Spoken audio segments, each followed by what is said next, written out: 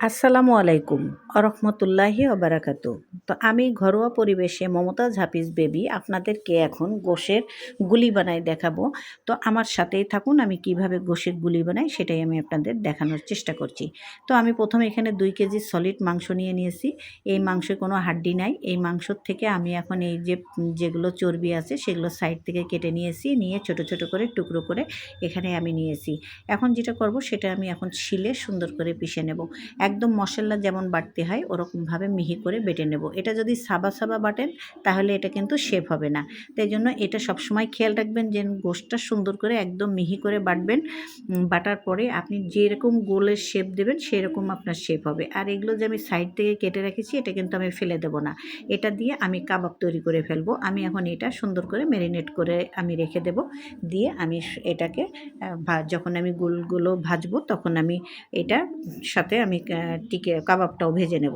তো এখন আমি শিলের সম্পূর্ণটা সুন্দর করে এটা আমি বেটে নিয়েছি। এখন সেটা আমি এখন সব রকমের মশলা বেটে নিয়েছি, যেমন আদা বাটা, রসুন বাটা, জিরে বাটা, শুকনো ঝালের বাটা এবং জিরের গুঁড়ো, এই সব কিছু দিয়ে একসাথে সরিষার তেল দিয়ে গরম মশলার গুঁড়ো দিয়ে এটাকে আমি সুন্দর করে এখন মেখে নেব।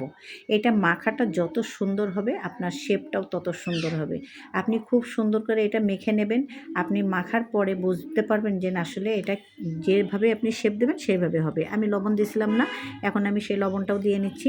আর এটা দিয়ে কিন্তু আপনি গোশের সাথে খেতে পারবেন, ডাল ভাতের সাথে খেতে পারবেন, আপনি এটা পোলাওর সাথে খেতে পারবেন, আপনি নাস্তা হিসাবেও এটা খেতে পারবেন। এটা কিন্তু খুবই সুস্বাদু একটা গোশের গুলি।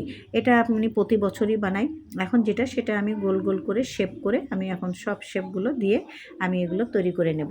নিয়ে এটা আমি ফ্রিজে রেখে দেবো। ফ্রিজে রেখে দিয়ে আমি বেশ 1 ঘন্টা 2 রেখে দিয়ে আমি কিছুটা উঠায় রেখে দেবো, আর কিছুটা আমি আপনাদেরকে ভেজে দেখাবো যে এটা কিভাবে ভাজলে আর ভাঙে না সেটাও আমি আপনাদেরকে দেখাবো। তো আমি এইভাবে সম্পূর্ণটা শেপ করে গুলি বানাই নিলাম, নিয়ে আমি ফ্রিজে তুলে দিলাম। এখন সেটা আমি এখন একটা প্যান নিয়েছি, প্যানে আমি কিছুটা তেল দিয়েছি। তেল দিয়ে আমি এটা এখন কিছুটা এর ভিতরে ভেজে আপনাদেরকে দেখাবো যে কত সুন্দরভাবে এটা দেখেন, একটাও কিন্তু ভাঙবে না। এটা সুন্দর গোল হবে এবং যেমনভাবে দিচ্ছি এরকমভাবেই আমি উঠাতে পারবো। এটা আপনি আরেক রকম করে খেতে পারবেন, সেটা হচ্ছে গোশের সব রকম মশলা বেটে সুন্দর করে কষাই নিয়ে এটা আপনি ওর ভিতরে দিয়ে কষাইয়ে আপনি এটা দিয়ে রান্না করতে পারবেন। আলুও দিতে পারবেন, যেমন গোশ রান্না করেন ওইভাবেই রান্না করে আপনি ডাল ভাতের সাথে খেতে পারবেন। এমনি গোশ ভাত যেভাবে আমরা রান্না করে খাই সেইভাবেই আপনি খেতে পারবেন। এটা রুটির সাথেও আপনি নাস্তায় খেতে পারবেন। আপনার খুশি, আপনি যেভাবে হোক এটা খেতে পারবেন। এটা খুবই একটা সুস্বাদু জিনিস। আপনারা এইভাবে করে খেয়ে দেখবেন, বাসায় একবার ট্রাই করবেন যে এরকম গুলি বানায় খেয়ে দেখবেন কত টেস্ট। তো আমি এভাবে এখন আমি একে একে গুলিগুলো এখান থেকে তুলে নেব। আর আমি যে ম্যারিনেট করে রেখে দিয়েছিলাম কাবাব, সেই কাবাবগুলো আমি এখন এর ভিতরে দিয়ে সুন্দর করে এখন ভেজে নেব।